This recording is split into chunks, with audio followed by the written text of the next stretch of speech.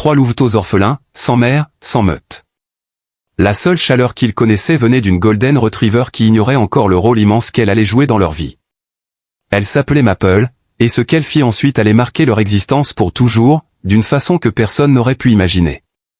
C'était l'une de ces matinées calmes où l'air sent le pin et la terre humide après une longue nuit.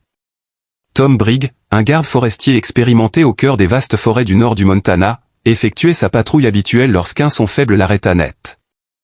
Un gémissement fragile, presque imperceptible, provenait de quelque part hors du sentier.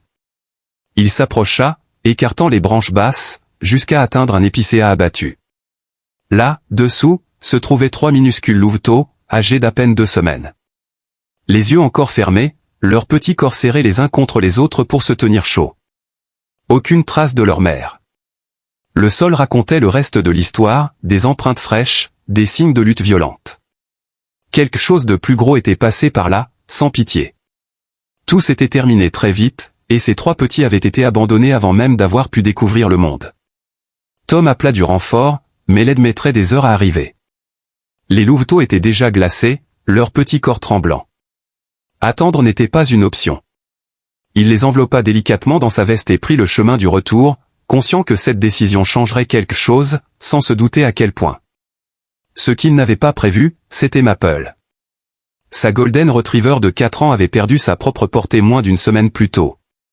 Un accouchement difficile qui l'avait laissée silencieuse et éteinte. Elle mangeait à peine, bougeait encore moins. Ses yeux portaient ce lourd chagrin muet que les animaux savent garder sans un bruit. Quand Tom franchit le portail en tenant les 3 louveteaux qui se tortillaient et geignaient, Maple releva la tête. Elle huma l'air, se leva lentement et s'avança vers lui. Pas de précipitation, pas de confusion, seulement une attention totale.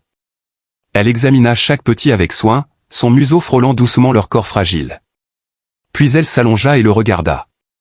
Tom hésita à peine une seconde avant de les placer à ses côtés. Et là, tout simplement, elle les accepta. Aucune peur, aucun rejet, aucune hésitation. Peu importait qu'ils sentent le sauvage, l'inconnu, quelque chose d'ancien et de différent. Pour Maple, ils étaient petits, froids et seuls. Cela suffisait. Elle les nettoya avec tendresse, les laissa téter et enroula son corps autour d'eux comme un bouclier protecteur. Le lendemain matin, les 3 dormaient blottis contre elle, réchauffés et en sécurité. Faire. Tom leur donna des noms. Le plus grand, audacieux et toujours en avant, il l'appela Boone. Le silencieux observateur, toujours aux aguets, devint Ridge. Et le plus petit, le bagarreur qui parvenait toujours à grimper au sommet de chaque tas, fut nommé Scout. Les semaines qui suivirent furent magiques. Maple les éleva comme ses propres petits. Elle les nourrissait, les nettoyait, et les reprenait gentiment quand ils devenaient trop turbulents. Un grognement sourd quand ils mordaient trop fort, une légère poussée du museau quand ils s'éloignaient trop. Elle les laissait grimper sur elle, tirer ses oreilles et s'endormir étalées sur son dos.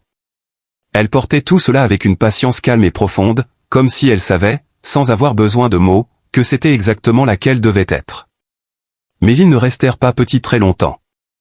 Ils grandirent vite, plus vite que n'importe quel chien que Tom avait connu. À 4 mois, Boone dépassait déjà Maple en poids. À 6 mois, les 3 avaient changé, des pattes plus longues, des corps plus puissants, des coups épais et ses yeux ambrés si reconnaissables. Ils n'étaient plus des louveteaux. C'étaient des loups.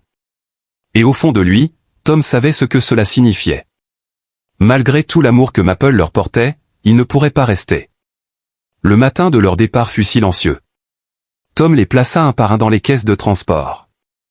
Maple était assise près du portail et observait tout sans un bruit.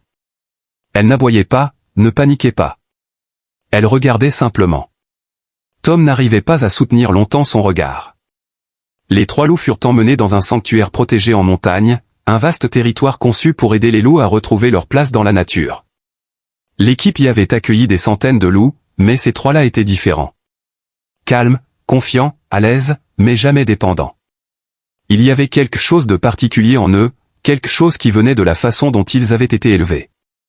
2 ans et demi plus tard, le sanctuaire organisa une réunion exceptionnelle pour étudier la mémoire et les liens émotionnels chez les animaux sauvages sauvés. Tom fut invité. Cette fois, il amena Maple. Elle avait vieilli, elle était plus lente, avec quelques poils gris autour du museau, mais ses sens restaient vifs. Lorsque les grilles s'ouvrirent sur le grand pré, Maple releva la tête. Son corps se raidit légèrement. Elle avait compris. Boone apparut en premier. Il était devenu énorme, près de 40 kilos de muscles qui glissaient dans l'herbe avec une force tranquille. Il s'arrêta à distance, leva le museau, puis quelque chose changea. En quelques secondes, il franchit la distance et s'abaissa devant elle, presque comme quand il était petit. Ridge et Scout le rejoignirent rapidement, et soudain, Maple fut entourée. 3 loups adultes se pressaient contre elle, lui léchaient le visage, gémissaient doucement. Leur queue balayait l'air avec une urgence qui disait tout. Maple resta immobile au centre de ce cercle. Sa queue remuait lentement. Elle se pencha en avant et lécha doucement le dessus de la tête de Boone, exactement comme elle le faisait quand il tenait encore dans une veste. Si cette histoire t'a touché et que tu veux plus d'histoires comme celle-ci, n'oublie pas de liker et de t'abonner.